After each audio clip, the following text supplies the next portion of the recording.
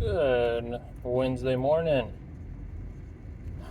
So, I actually recording this one after me leaving the gym instead of on the way to the gym. I was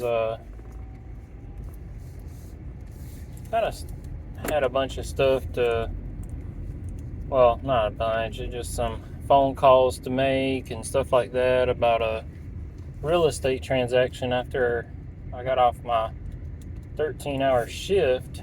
So, my 13-hour day turned into about a 15-hour day ish, pretty much.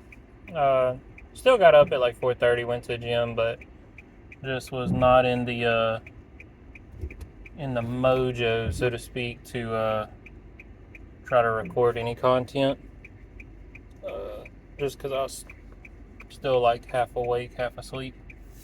So I figured I'd get me some pre-workout this morning, even though I was only really doing cardio and watching. I was supposed to watch a YouTube video on osmosis about one of the subjects on my final, but instead took like a little break, and I was like, you know what, I'm just gonna get on the bike and play around on my game for 30 minutes, and then take a shower and go to work. And that's essentially what I did. Uh, the game, I think I mentioned it before. I play Mobile Legends. I like it. I've played it now for off and on like 3 years, maybe. It's like the only game I got on my phone. So every once in a while, like if I have like 20, 30 minutes of spare time, I'll get on there, hop on a game or something. And usually, in all honesty, I play probably 1 to 2 matches every day. Whether that be like while I'm doing cardio, or I'm just at the house chilling, or like on Thursdays and Fridays, I usually pick up my kids from school. So I'll get there and they don't get out until like 2. But they start the line up for the parents at like 1 o'clock or something like that.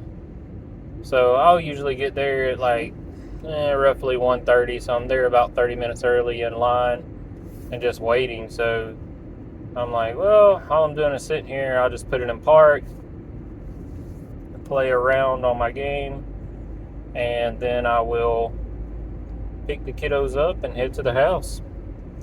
It's kind of my little routine there, so to speak. And then the other game I play is on my computer, which is Rust. I play Rust. I was playing Enshrouded, which is a game that is in, I guess it would be beta testing at this point, maybe still alpha.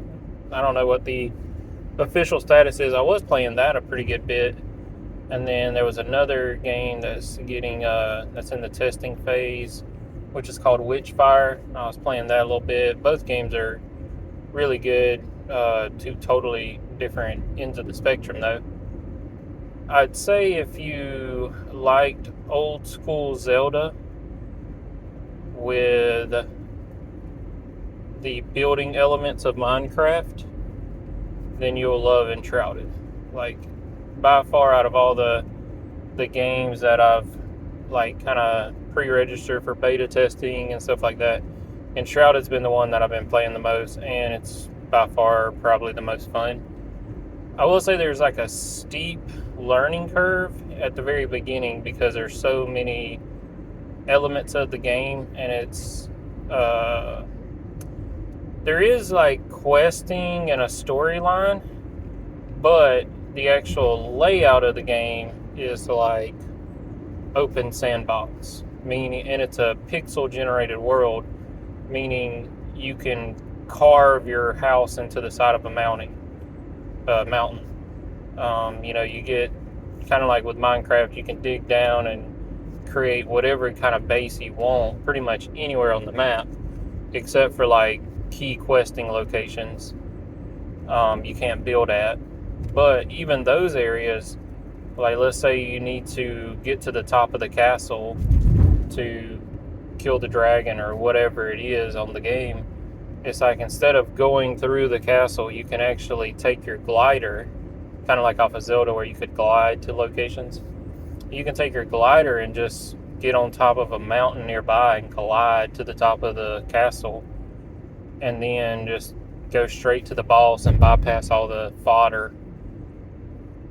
If you wanted to, there's like cooking, farming, crafting, all those things are in there. And the quests are actually pretty interesting if you pay attention to the storyline of it. It's actually a really good storyline. I don't want to ruin it for anybody that wants to play, but Enshrouded's a really good game. That one's going to be the a breakout star, I feel like, when it's officially released. And then you have, what's another one? Like I said, right now I'm playing Rust because I like it. Enshrouded's really good too. I think I like Rust because I like the post-apocalyptic world and everything. Like, my favorite game of all time, hands down, is the Fallout series. Like Fallout 3, Fallout New Vegas, Fallout 4. Fallout 76 was kind of a miss, but it was still decent.